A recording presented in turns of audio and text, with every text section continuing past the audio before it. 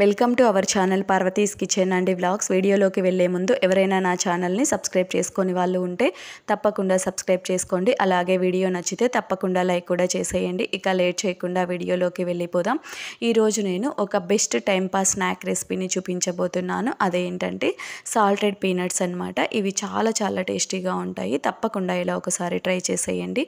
ఎలా చేయాలో చూసేద్దాం. ముందుగా పల్లీలు తీసేసుకోవాలి. ఇవి వేయించిన పల్లీలు కాదు, నార్మల్ పల్లీలే అనమాట.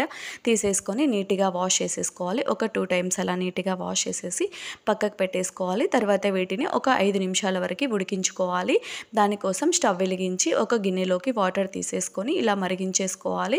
వాటర్ బాగా మరిగిన తర్వాత ఇందులోకి వాష్ చేసి పెట్టుకున్న వేరుశనగ గింజలు వేసేసుకోవాలి. చూసారు కదా, ఇలా వేసేసి వీటిని ఒక 5 చెప్పాను కదా, ఒక 5 నిమిషాల పాటు ఉడికితే సరిపోతుంది. ఇలా బాగా కలర్ చేంజ్ అయిపోతాయి అన్నమాట పల్లీలు. ఇలా ఉడికిన తర్వాత చూసారు కదా, ఇలా ఒక 5 నిమిషాలు, ఒక 7 నిమిషాలు మీరు తీసుకున్న పల్లీలను బట్టి కొంచెం టైం ఎక్కువ తక్కువ అలా పడుతుంది అనమాట. మరి ఎక్కువ తీసుకుంటే కొంచెం టైం ఎక్కువ పడుతుంది.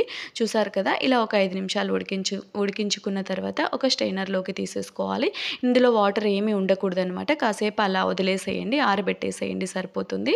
ఇలా ఉడికితే సరిపోతుంది. వాటర్ మొత్తం వెళ్ళిపోయే వరకు ఆరబెట్టేసేయండి సరిపోతుంది. తర్వాత ఇవి వేయించడం కోసం స్టవ్ వెలిగించేసి కడాయి పెట్టేసి అందులో సాల్ట్ వేసేసాను.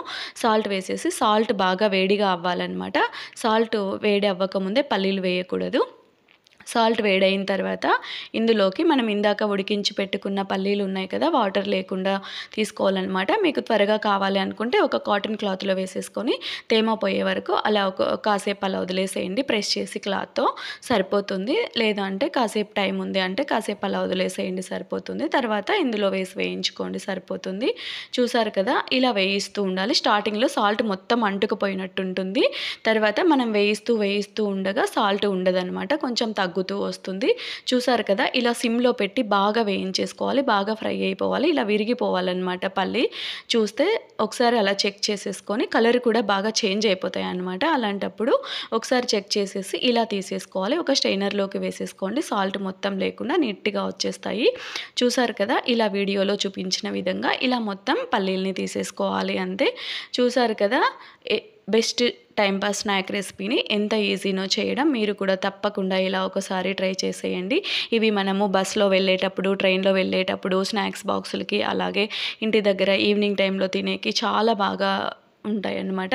తప్పకుండా ఇలా ఒకసారి మీరు కూడా ట్రై చేసేయండి.